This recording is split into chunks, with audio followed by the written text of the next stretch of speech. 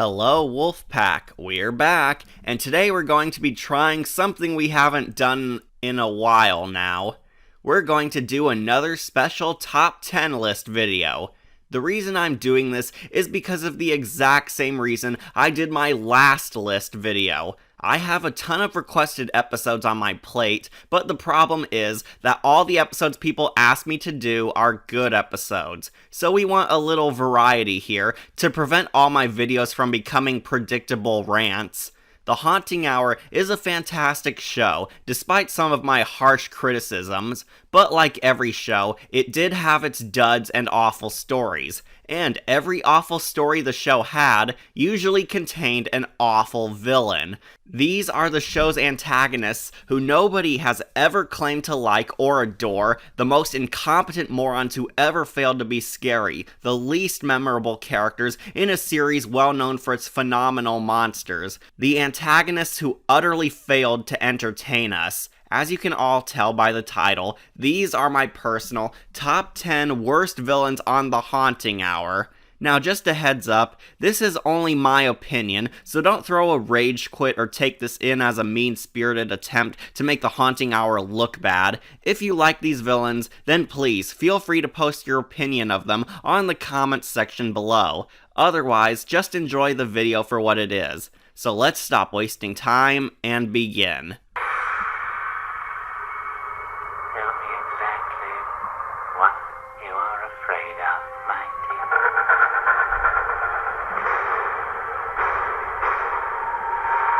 Number 10, The Alp from Red Eye. I know a lot of people love this episode, but just hear me out. Entering the picture as a ghostly spirit haunting the traveling father of a little girl named Georgia, the Alp is a trickster spirit who enjoys photobombing selfies and borderline harassing underage women. The Alp can best be described as an incubus, the male equivalent to the succubus, a demon known for seducing men and killing them through sex. Now, let the nightmare set in that it's possible that the Alp might have been planning on having his way with this unsuspecting little girl as his true evil plan the entire time.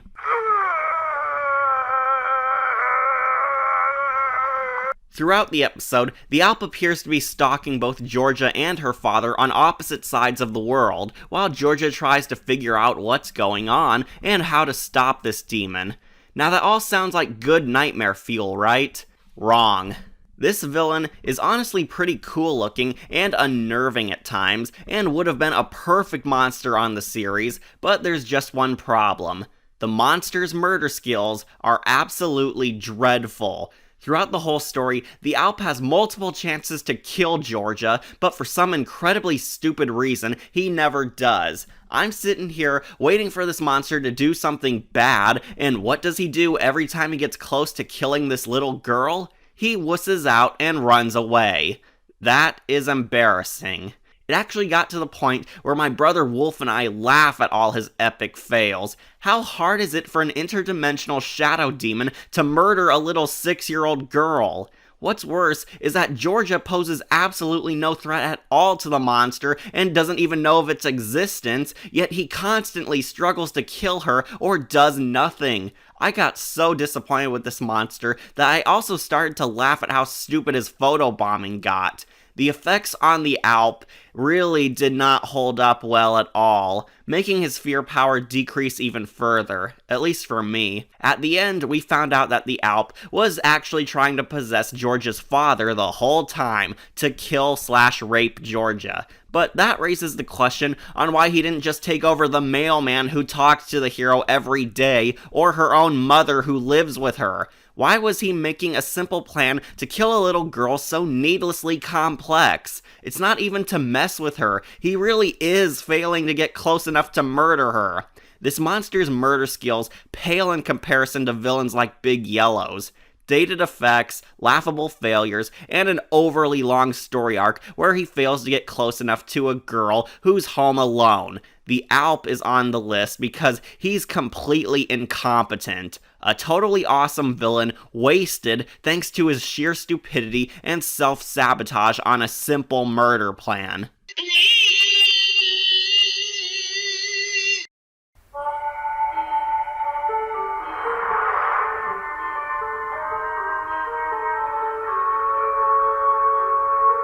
Number 9. The Clickers from Spores. Yeah, these things are never given an official name at all, so I'm just going to call them what they really are. These creatures are blatant ripoffs of the Clickers from The Last of Us. There is little to no difference between these monsters and the video game monsters of that critically acclaimed video game. I hate these things for the obvious reasons. It shows that the Haunting Hour was getting lazy in its creative writing since they were so out of ideas that they thought they could just copy and paste the Clickers without anybody realizing it. I guess they were hoping that no adults who played the M-rated game watched this series, since it feels like they assume no children would recognize the Clicker clones either. It's plagiarism at its finest. Is there anything else I can say aside from the obvious theft? Well, these villains are also super boring and never do anything at all. All the Clickers do in this episode is stand around vomiting spore clouds to infect all humans in the forest. They never leave their single base position at all and just plant themselves into the ground where they do nothing but vomit a bad CGI toxic cloud. Riveting. We have no clue where they came from and are just supposed to run with it. Yep, the Clickers are real and have no origin at all. Whatever. Except just to add even more confusion in Spores, we see that there are hunter Clickers like Ranger Jackson, who despite being infected by the Clicker virus, shows zero mutations, has his own free will, and doesn't feel the need to plant himself at the top of the mountain like every other infected victim in the episode does. Oh, but then we wouldn't have a painfully forced twist ending where the Clicker uprising has begun and our hero dies getting infected. Instead, we had to make the most inconsistent monster ever, where the plot demands that they gain new powers for scary moments. To make it all the more worse, the Clickers enter in the last 4 minutes of the episode, so in the grand scheme of things, they were pretty unmemorable villains in an already dull episode. The Clicker ripoffs suck, and they were an insult on the Haunting Hour's reputation for making original awesome villains.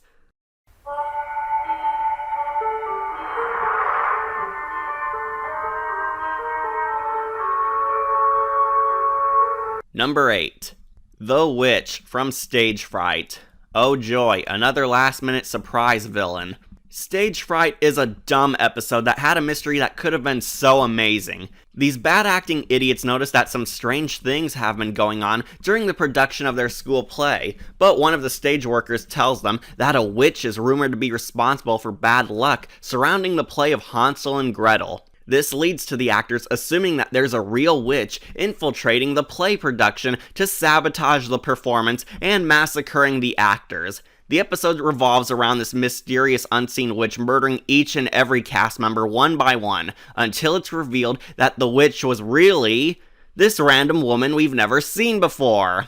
Yes, Stage Fright deliberately wasted our time trying to fool us into thinking that one of the many jerk actors might be the witch in disguise, and everyone is treated as a suspect, but the twist ending reveals that the witch was some random woman who claims to be the real witch from the original Hansel and Gretel fairy tale. This witch, from a fictional story that took place many centuries ago, is somehow alive and well in our present time and murdering child actors because she's pissed off that the writers of Hansel and Gretel failed to accurately represent her in all the stories. So instead of, writing her own version of the story, or even going to kill the writers responsible for making her the monster of Hansel and Gretel, she just goes to random schools attacking people just because she didn't like how a school play represented her. I am dead serious.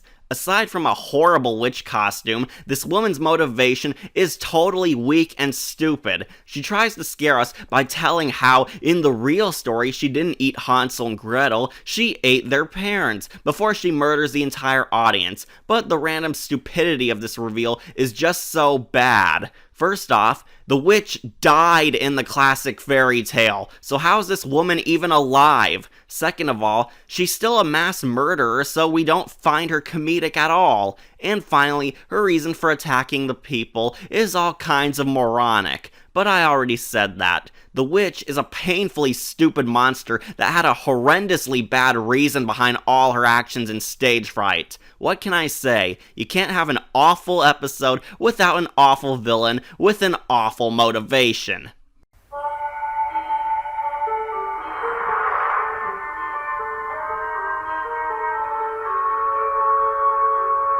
Number 7.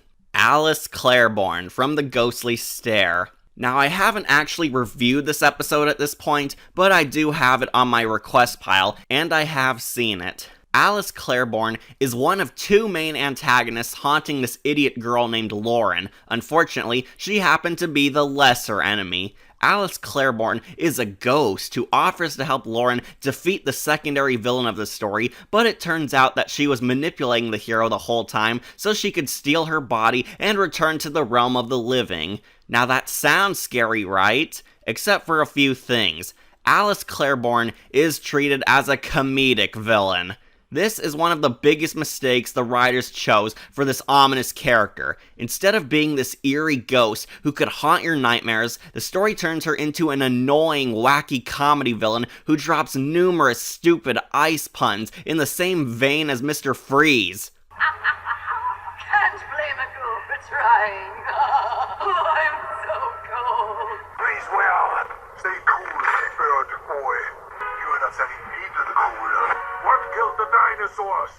The Ice Age! She started out so interesting, but grew grating real fast. This villain annoyed me to no end. To make matters worse, the special effects for her also look as bad as her sense of humor. This is especially so during the daytime scenes where the ghosts look just awful, but that's a complaint I'm saving for the actual review. Just when you think that this villain can't possibly get any worse, Alice is easily talked out of being evil by a dumb speech in the style of friendship is magic. Yeah, just like that, the hero talks Alice out of being evil, but as you can all guess, it didn't work. Even at the ending, the ghost is still so annoying, but since I haven't reviewed this episode yet, I'll save Alice's crowning moment of stupid for the official video. She spouts lame puns, looks stupid, acts way too goofy, and destroys all intimidation points she could have possibly had. Alice's role as a villain is just as dead as that other Alice. Nobody is afraid of a ghost nurse in a cape. The nurse is the worst.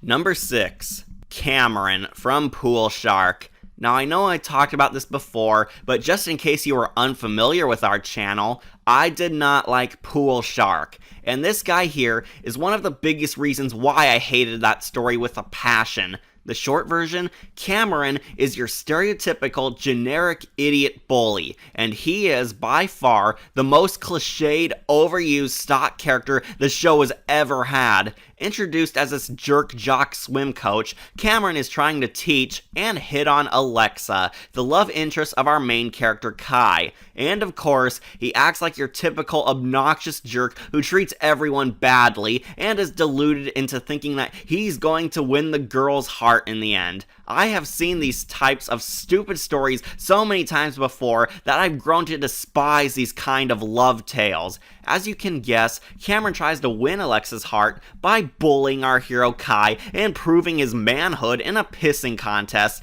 because he thinks that all girls like that, and the episode really wants us to hate his guts. I am so sick of these dumb idiot bully stereotypes and the romantic false lead characters that Cameron just destroyed all goodwill I had for Pool Shark. To make it all the more worse, this moron actually receives more screen time than the actual shark in the pool. Yes, this idiot gets more focus than the were-shark Nana Ue, the true interesting character of the story.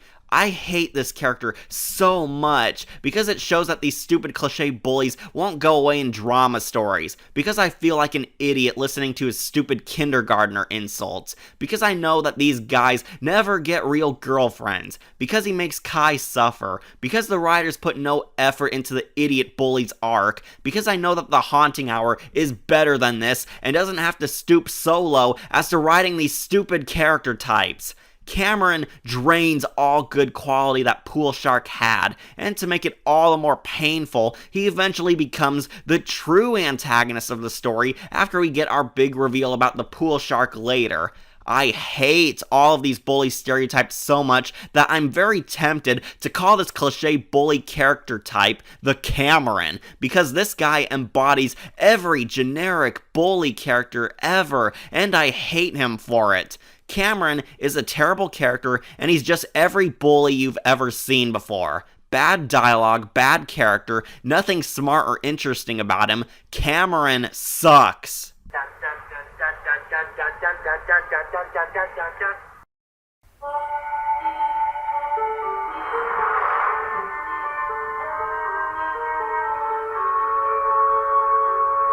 Number 5. The Mangler from Near Mint Condition. Now we're getting into the really bad episodes. The Mangler is a toy from the 80s that our nerdy comic book guy Ted orders online to cherish as a rare artifact. But naturally, the cybernetic Care Bear is alive and starts going on a killing spree, forcing Ted and his idiot brother to stop it before it kills again. People have told me that they thought the Mangler had a cool design, but I think otherwise. The Mangler looks really stupid, especially by the standards of the Haunting Hour. Just to clarify, the show that brought us Big Yellow, The House, Lily D, The Dreamcatcher, The Creamy Cold Ice Cream Truck, The Insect Army, and Scary Mary also brought us the Cybernetic Care Bear.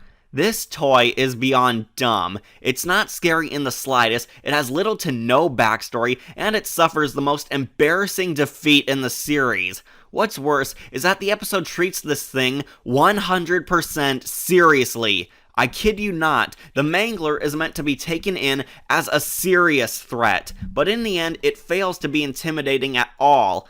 It's face-palmingly stupid that somebody working on the Haunting Hour thought that the Mangler would be a memorable monster.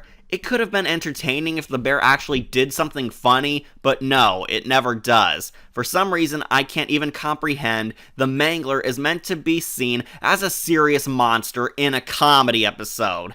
All the humor relies on the audience laughing at this toy looking goofy, but it never actually feels funny. The monster has no voice, and its whole goal is to kill everything in its sight with no rhyme or reason. That is weak. I can't believe some people like this useless dope. It's pathetic and lackluster. It's a freaking teddy bear, people. The show wanted us to be afraid of a teddy bear. It's almost so bad that I'm tempted to review the Killer Teddy Bear episode of Tales from the Dark Side just to show you all how to do a real scary story with a killer teddy bear in it. Stupid design, no deep backstory, no seriousness, no comedic value, an embarrassing defeat, and zero fear power. The Mangler is a piece of garbage that is nowhere near mint condition.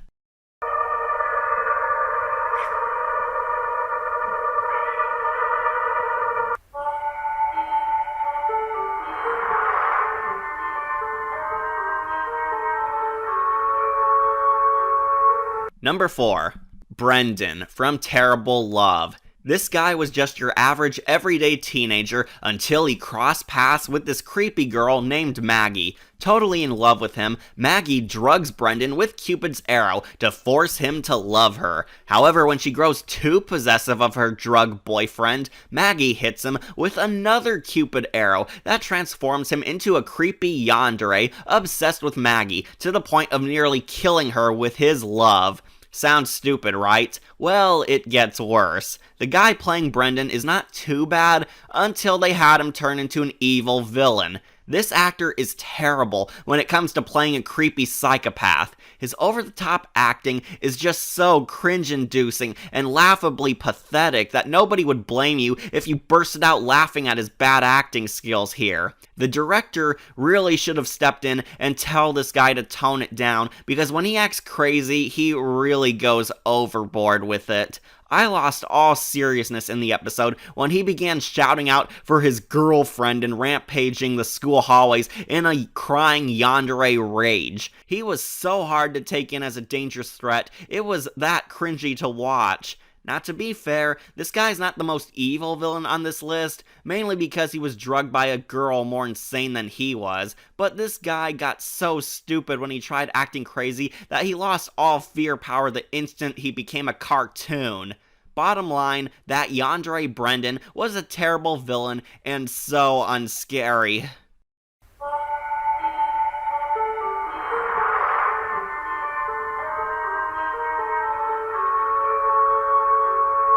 Number 3. The Doctor from I'm Not Martin. Yeah, he apparently has no name, he's just called The Doctor. I'm sure I'll remember that awesome villain name over Fear and Lily D, or much better Doctor characters. In his story, this stupid kid named Sean somehow time travel teleports to a ghost hospital dimension where we meet the Doctor, a wacky comedy villain who makes bad jokes about how he's going to cut off a child's foot. And it's just as dumb as it sounds out loud. In I'm Not Martin, every character just gives a cringy performance, but the one that stands out the most was from our main villain. This guy really did not take a minute of this story seriously at all. He drops incredibly lame dad jokes all the time, to the point where I was convinced that this guy actually believed he was acting in a comedy show. From making stupid puns to playing around with his medical equipment like a 3-year-old, the Doctor is painfully unfunny and unentertaining. Anytime I'm Not Martin had a chance at being tolerable, this guy made it worse and worse as the episode went on. A story about a child escaping an evil hospital that wants to take his foot away should not have had a comedic villain making bad puns. He did not belong in the story at all and should have been removed entirely in favor of making Martin Charles the main villain. Apparently, the showrunners thought that R.L. Stine's most controversial story, that he himself said the series should never do, assumed that the tale of I'm Not Martin could be improved by inserting an over-the-top wacky comedy doctor who poorly copied Uncle Howie. Nobody has ever said that the Doctor was their favorite villain, and nobody probably ever will. He wasn't funny, he wasn't serious, he wasn't cool, and he was not memorable. The Doctor is a villain that should have been amputated like the gross infection that he is.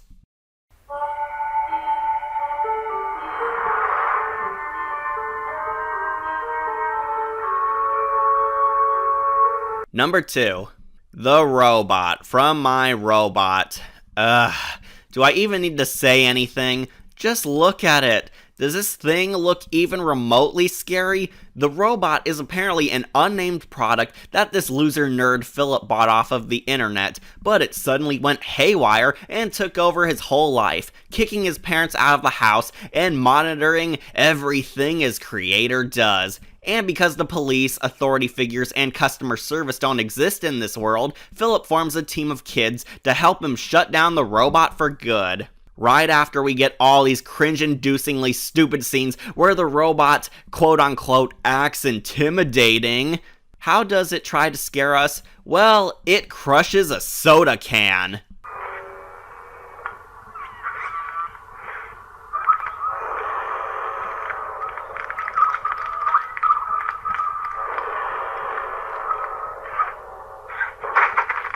Are you all pissing yourselves? The robot crushed a soda can. Oh my gosh, it did something that every human being in the world can do. So scary. Oh, but it gets even more pathetic. For starters, we see that this thing is able to hack into Facebook to send thank you messages to others.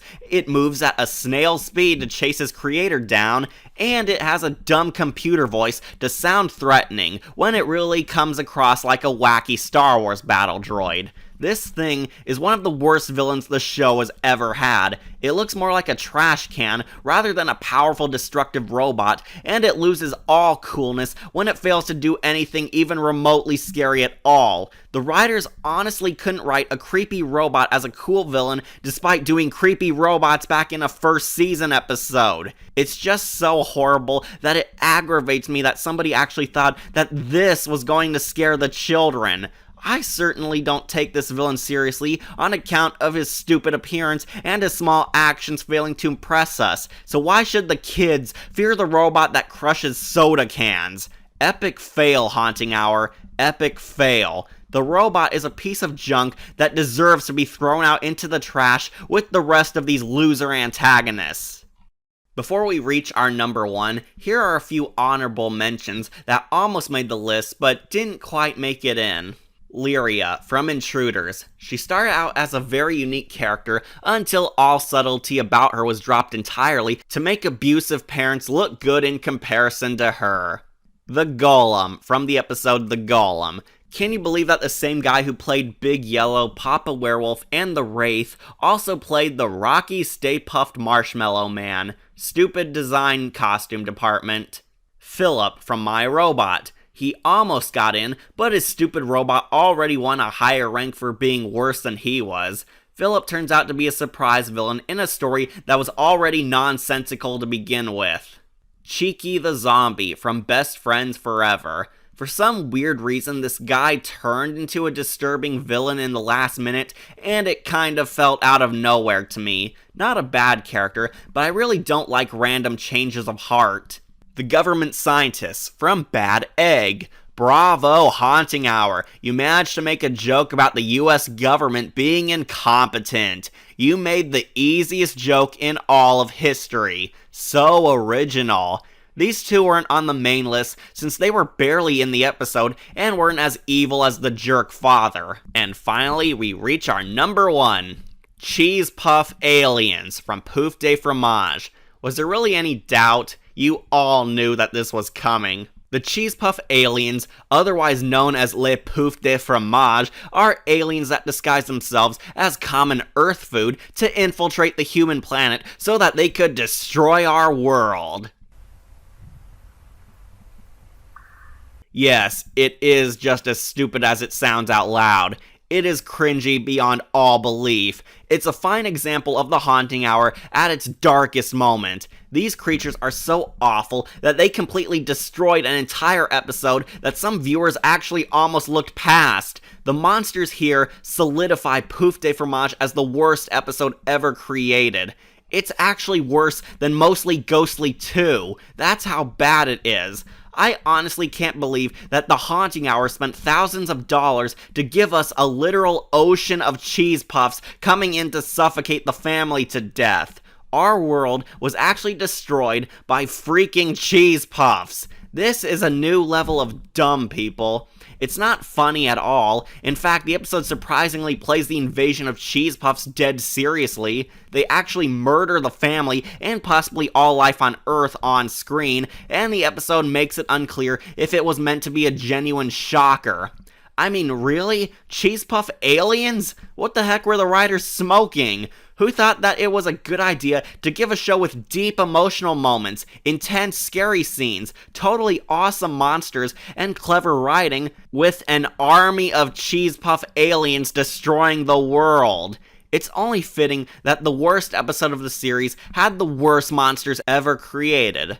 Nobody, I repeat, nobody has ever said that the Cheesepuff aliens were a good idea. Nobody has ever said that they enjoyed this twist ending. Nobody has ever said that the Cheesepuff aliens were their favorite Haunting Hour villains. So in short, There's nothing funny about les Pouf de Fromage. You said it. And that concludes my worst villains list. Were there any monsters that I missed, or any you disagree on? Well, feel free to post your statements in the comments section. Remember to like, comment, and subscribe, or just tune in for more videos posted here on Wolf Entertainment. I'm your host, Catastrophe, and I can't wait to get back to reviewing good requests.